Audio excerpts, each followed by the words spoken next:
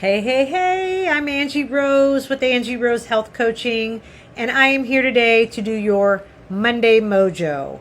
All right, I know today is technically Memorial Day, so I pre-recorded a bunch of my videos. So if you notice in the last few weeks, I've been wearing the same outfit. It's not because I wear the same outfit every day.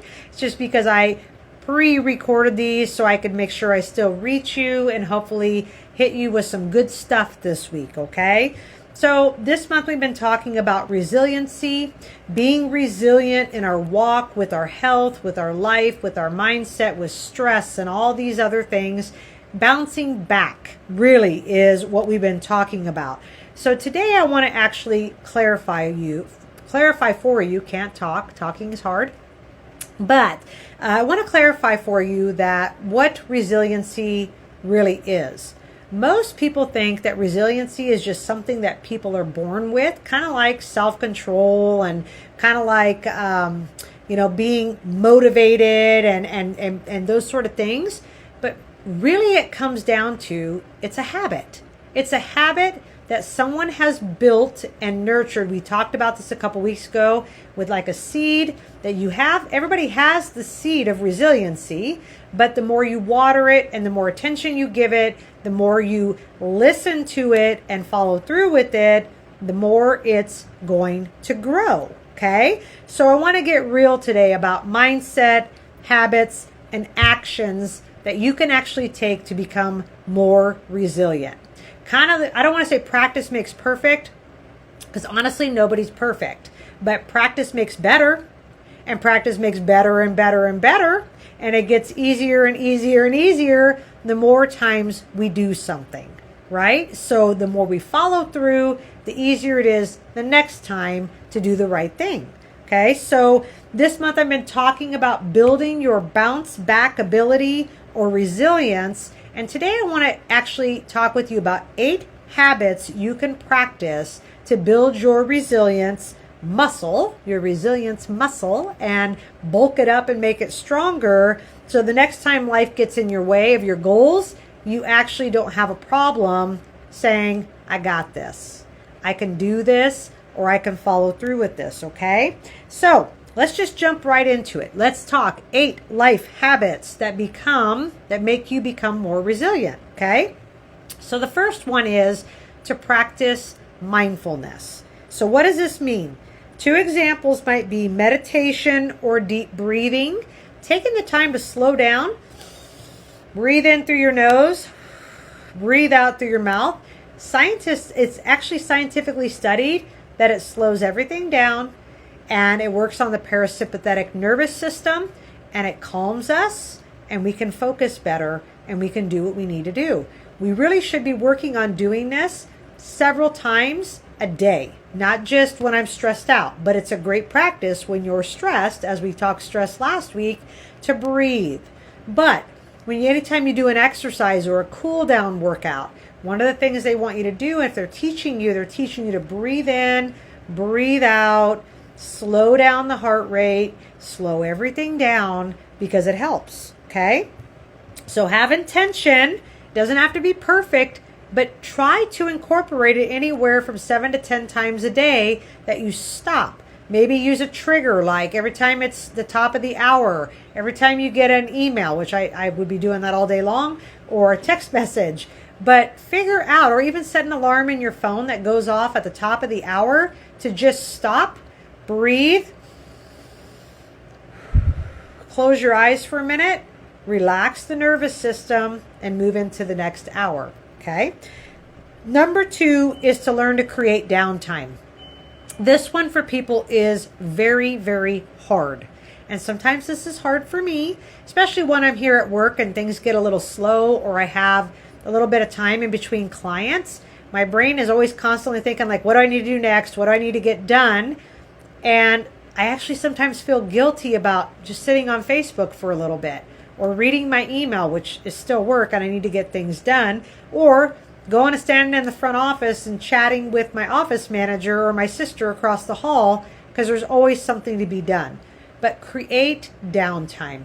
Make a point. So in the evenings, I do have my downtime. My family always makes fun of me because they know like after 8 o'clock, don't call me because I probably ain't going to answer the phone. If you want something, text me. I'll probably have my phone in my hand, but I will not usually answer the phone. And by 9 o'clock, we got a problem, okay? Because mama's in bed, right? But I also want you to think about downtime as hobbies, something that you enjoy. My husband and I were coming into summertime. We love our pool. We have an Intex pool that we put up, and we will go out there on the weekend and lay in that pool all day long, Saturday and Sunday, and just listen to music and talk, and we just enjoy each other's company. But once we get there, we are on downtime, okay? So it's our own little haven, our own little vacation time. But we put the little bit of money in that because we know it's going to be a downtime for us and help us to stress less and relax. Number 3 is to actually get fitter.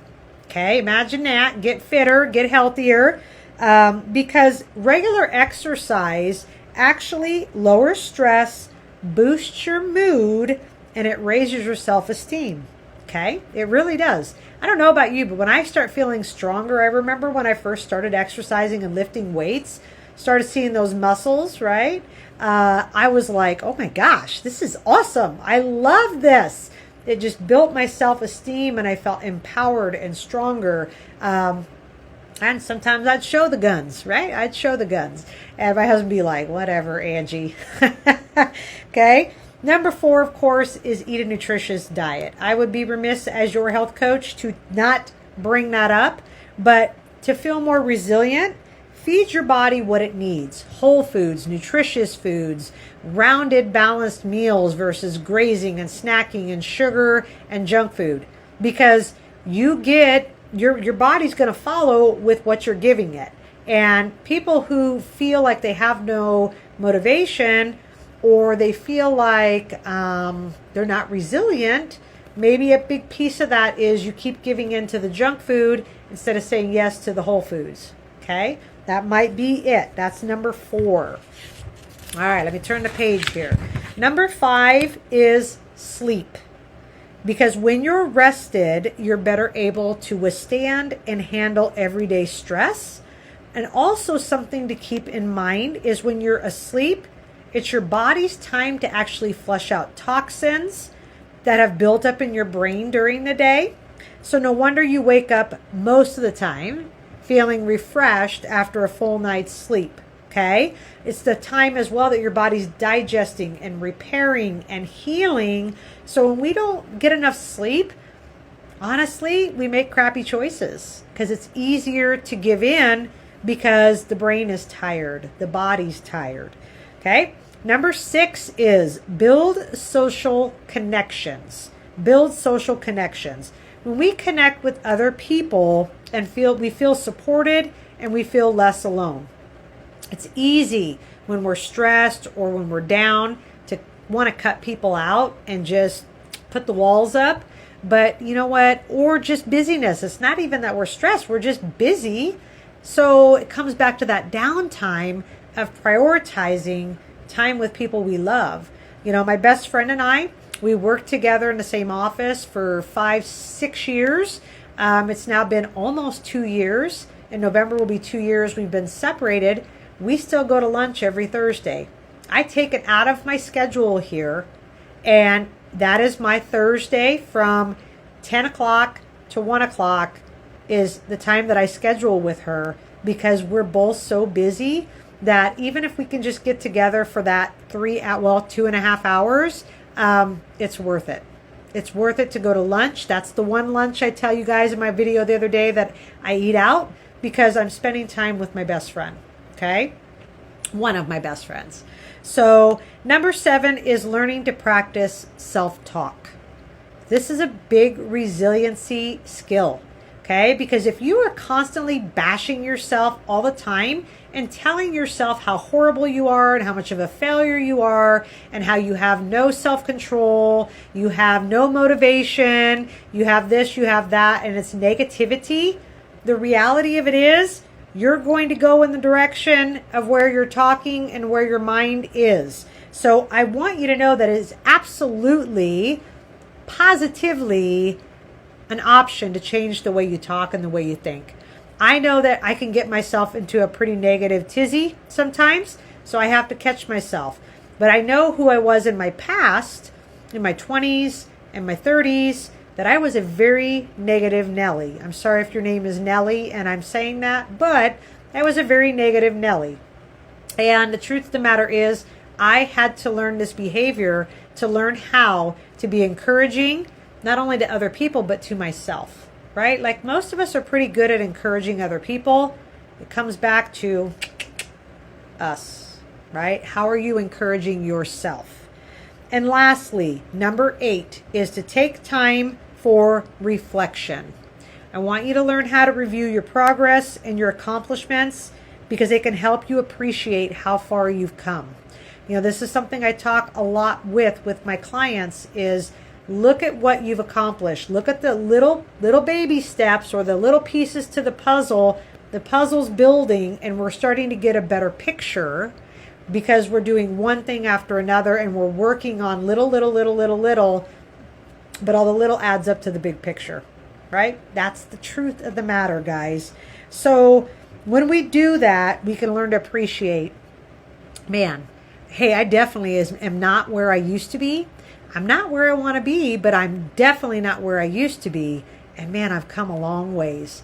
And I'm still kicking, and I'm still here, and I'm still doing it. I'm doing the stuff, okay? So I want you to work on these things this week. I know obviously I went through them pretty quick, but again, you can rewind the video, you can write them down, figure out, even just pick one that you can start on. Because we don't want to overwhelm ourselves and try to do all 8, but maybe it's one a week for 8 weeks and see how far you can go with this. Okay, so that's what I've got for you guys today. Always like to throw out there, I love to help you guys work on this.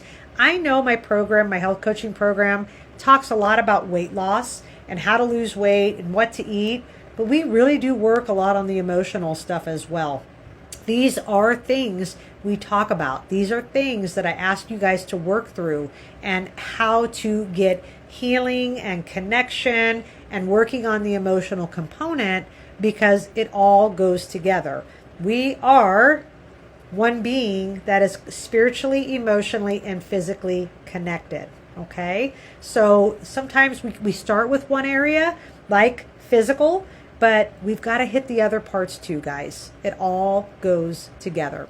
So I do offer a 1-hour free consultation for you to learn more about who I am, what I do, but also for me to learn more about you and what your needs are and see how I can tailor my program right to you. Okay? So give the office a call at 308-850-2419. Let Kelsey know that you are very interested in doing that 1 hour free. She will set you up and get you in with me, and we can talk about what a good plan would be for you.